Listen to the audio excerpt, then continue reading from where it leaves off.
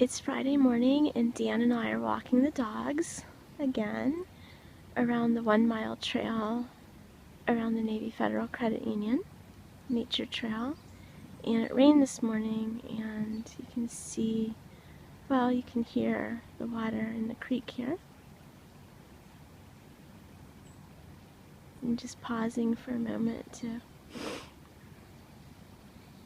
enjoy the nature and be present to the sounds. There's some birds. And there are deer that live in this enclave, but I don't see any right now.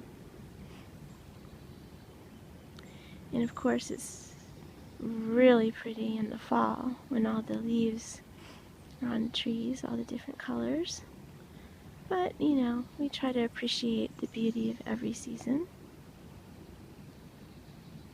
It's a perfect morning meditation spot. It's about 10:30 a.m. and a nice beginning to the day. Fresh air, exercise, quality time with Mac and Sasha and one another. And yeah, that's all. Hope you have a wonderful day and a wonderful weekend.